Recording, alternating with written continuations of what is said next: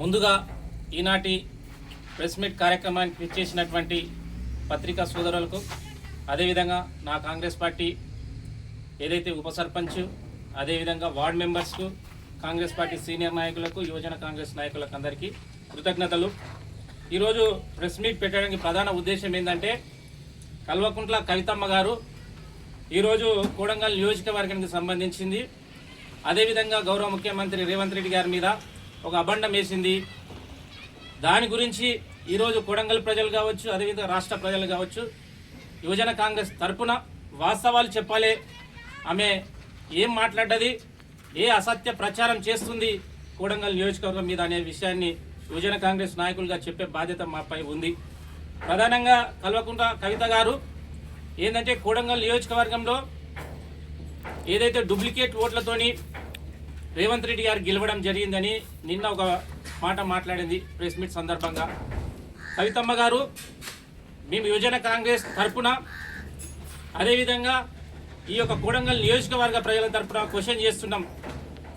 2023 డిసెంబర్లో ఎన్నికలు జరిగితే అంతకన్నా ముందు ఈ రాష్ట్రాన్ని పరిపాలించింది మాజీ ముఖ్యమంత్రి కేసీఆర్ గారు, మీ నాన్న.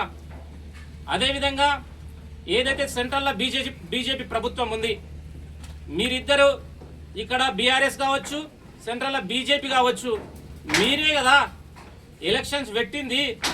ఎలక్షన్ కమిషన్ మీ చేతుల్లో ఉంది. మరి ఈ డూప్లికేట్ ఓట్లను ఎందుకు గుర్తించలే? అసలు డూప్లికేట్ ఓట్లని సృష్టించిందే మీరు.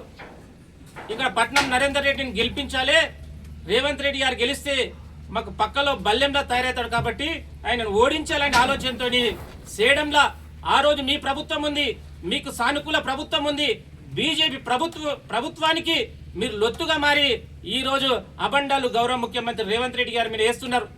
మరి ఈ కోడంగల్ గురించే మీరు ఎందుకు అన్వేషణ చేసిండ్రు? కోడంగల్ గురించి ఎందుకు మాట్లాడుతున్నారు? పక్కన ఉన్నటువంటి నీ సొంత తమ్ముడుగా అన్నన సిరిసిల్ల గురించి ఎందుకు మాట్లాడతలేవు? నీ యొక్క బావ హరీష్ రావు కాన్స్టిట్యున్సీ సిద్దిపేట గురించి ఎందుకు మాట్లాడతలేవు? మీ నాన్న గజ్వేల్కి సంబంధించిన నియోజకవర్గం గురించి ఎందుకు మాట్లాడతలేవు? కేవలం కోడంగల్ గురించి మాట్లాడి దొంగే అన్నట్లు ఈరోజు ఆ రోజు ప్రభుత్వంలో లేకుంటే ఎలక్షన్ కమిషన్ మీ చేతిలో ఉండే, సెంట్రల్కి సంబంధించిన అనేక వ్యవస్థలంతా మీ చేతిలో ఉండే కదా. మరి ఈ రాష్ట్రంలో ఇట్లా ప్రభుత్వంలో మీరే ఉంటారు కదా. అనేక మంది ఫోన్లు ట్యాప్ చేసిన శక్తి ఈరోజు మీకు ఓట్లను కొలగొట్టడం పెద్ద విద్యేం కాదు. ఈరోజు ఏదో లక్ష్మణ పలుకులు వచ్చి పలుకుతున్నారు. మేము ఛాలెంజ్ ఇస్తున్నాం. మేము అలాగే చేయాలనుకుంటే మా యొక్క కోడంగల్ నియోజకవర్గానికి సంబంధించి ఏదైతే మా కోడంగల్ నియోజకవర్గం సత్సంబంధాలు కర్ణాటక సంబంధించిన చాలా ఎందుకంటే గుల్బర్గా కావచ్చు, సేడెం కావచ్చు, అదేవిధంగా గుర్మిట్కల్ కావచ్చు, రాయచూర్ కావచ్చు, యాదగిరి, ఇవన్నీ మా యొక్క ఆడబిడ్డలని ఆ ప్రాంతానికి ఇచ్చినాం. కర్ణాటకలో ఉన్నటువంటి సంబంధాలు మా సంబంధాలు రక్త సంబంధాలు. మేము అట్లా అనుకుంటే దాదాపు గౌరవ ముఖ్యమంత్రి 1,00,000 ఓట్లతో గెలిచేవాడు. కానీ మేము నిజాయితీగా ఈ నియోజకవర్గంలో ఉన్నటువంటి ఓట్లన్నీ మాత్రమే అడుక్కున్నాము. వాళ్ళు మా మీద ప్రేమ చూపించారు కాబట్టి మేము గెలుపొందినాం. అట్లా చేసిన ప్రయోగాలు మీరు విఫలమైనరు. మీరే దొంగ ఓట్లను సృష్టించిండ్రు. కానీ దురదృష్టం ఏంటంటే ఎవరైతే దొంగ ఓట్లు సృష్టించిన వాళ్ళంతా వచ్చి మా రేవంత్ అన్న అయితేనే కరెక్ట్, మాకు వాయిస్, మా యొక్క ప్రశ్నించే గొంతుక కాబట్టి మాకు ఓట్లు వేసిండ్రు. ఆ విధంగా మీరు సృష్టించిన దొంగ ఓట్లు ఇక్కడ మా యొక్క ఓట్లుగా మేము రూపాంతరం చెందుకున్నాం. అది జరిగింది. ఈరోజు మీరు మాట్లాడుతున్న అనేక విధాలుగా ఇప్పటికే మీరు ఆత్మ పరిశీలన చేసుకోండి. మీరంతా ఒకటే. ఎందుకు పెట్టినావమ్మా నువ్వు పార్టీ, కొత్త పార్టీ ఎందుకు పెట్టినావు? ఇది కేసీఆర్ అనుగ్రహంతో పెట్టలే, కేసీఆర్ గారి ఆశీర్వాదంతో పెట్టలే. పోదంపా, ఈరోజు దౌలతాబాద్కి వస్తావా, శ్రీ వెంకటేశ్వర టెంపుల్ దగ్గరికి వస్తావా, లేదంటే బావోజీ జాతరకు వస్తావా, లేదంటే చంద్రకాళి చర్చి దగ్గరికి వస్తారా? ఇంకెక్కడ రావాలంటే చెప్పండి.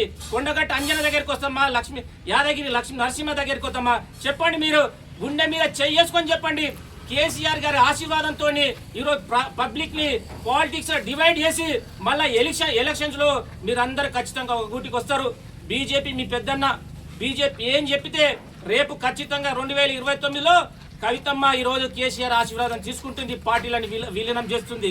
అదేవిధంగా బీజేపీ ఎవరికి టికెట్లు ఇవ్వాలనో, ఎవరు నిలబెట్టాలో మొత్తం పైకి వెళ్ళి ఆర్డర్స్ ఇస్తారు. కేసీఆర్ అట్లా చేస్తారు. మీదంతా టార్గెట్ ఒకటే. ఈ రాష్ట్రంలో బడుగు బలహీన వర్గాలకు ఒక పెద్దన్న పాత్ర పోషిస్తున్నటువంటి దళితులు కావచ్చు, గిరిజనులు కావచ్చు, హరిజనులు కావచ్చు, బీసీలు కావచ్చు, మైనార్టీలు కావచ్చు, ఈ రోజు అండగా ఉన్నటువంటి కాంగ్రెస్ పార్టీని ఈ రోజు ఈ ప్రజల నుండి దూరం చేయాలని ఒక కంకణం కట్టుకున్నారు. అది అసాధ్యం. మీరు అనుకుండొచ్చు 2029లో కాంగ్రెస్ పార్టీని మేము ఓడగొడతాం అనుకుంటున్నారు. ఈ రోజు మాకు 66 సీట్లు వచ్చినాయి. మీరు ఈరోజు మీరు చెప్పండి, మీరు చేసే ఈ దుశ్చర్యలను ప్రజలు గ్రహిస్తున్నారు. ఖచ్చితంగా 2029లో వచ్చే సాధారణ ఎన్నికల్లో మేము 119 నియోజకవర్గంలో 100 స్థానాలు గెలుస్తాం. రెండవసారి కాంగ్రెస్ పార్టీ ప్రజాపాలన అధికారంలోకి వస్తుంది. మీరు ఎన్ని కుతంత్రాలు చేసినా, ఎన్ని కుట్రలు చేసినా ఖచ్చితంగా ఈ రోజు ప్రజలంతా ఆశీర్వదిస్తున్నారు.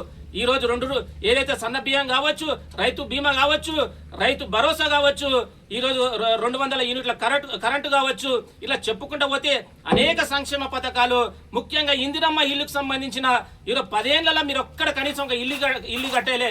ఈరోజు ప్రతి గూడెంకి పోయినా, ప్రతి గ్రామంకి పోయినా ఇందిరమ్మ ఇల్లు దర్శనమిస్తుంది. అది కాంగ్రెస్ పార్టీకి ఉన్నటువంటి చిత్తశుద్ధి. ఇవన్నీ ప్రజలను ఎమార్చడం కోసం, ప్రజల దృష్టి మార్చడం కోసమే మీరు చేస్తున్న ఈ చిల్లర ప్రయోగాలకు ఈరోజు కొడంగల్ ప్రజలు కావచ్చు, తెలంగాణ రాష్ట్ర ప్రజలు కానీ నమ్మడానికి సిద్ధంగా లేరు. మీరంతా ఒక గూటికి చేరే పక్షులు. ఈ పక్షులని ప్రజలు ఎప్పుడో దూరం పెట్టిండ్రు. మీరు ఇన్ని అబద్ధాలు చెప్తే ఎన్ని రకాలుగా మీరు క్రోడీకరించి అనేక విధాలుగా ప్రయోగాలు చేసినట్లా ఆ ప్రయోగం అనేది సక్సెస్ కాదు. ఈ రోజు రేవంత్ అన్న బ్రహ్మాండంగా అద్భుతంగా కొడంగల్ నియోజకవర్గాన్ని డెవలప్మెంట్ తీసుకుపోతున్నాడు. దానితో పాటు రాష్ట్రాన్ని ఇట్లా గొప్పగా తీసుకుపోయే ప్రయత్నంలో ఉన్నారు. కాబట్టి మీరు అసత్య ప్రచారాలు చేస్తే ఈరోజు యువజన కాంగ్రెస్ నాయకులుగా, కాంగ్రెస్ పార్టీ నాయకులుగా ఖచ్చితంగా దాన్ని తిప్పికొట్టే ప్రయత్నం చేస్తాము. మేము కేవలం ప్రజలకు మాత్రమే జవాబుదారీ. మా ప్రభుత్వం ఆ విధంగా ముందుకు పోతామని గుర్తు చేస్తూ జై కాంగ్రెస్, జై కాంగ్రెస్, రేవంత్ అన్న నాయకత్వం, రేవంత్ అన్న నాయకత్వం, తిరుపతి అన్న నాయకత్వం, తిరుపతి అన్న నాయకత్వం. ధన్యవాదాలు.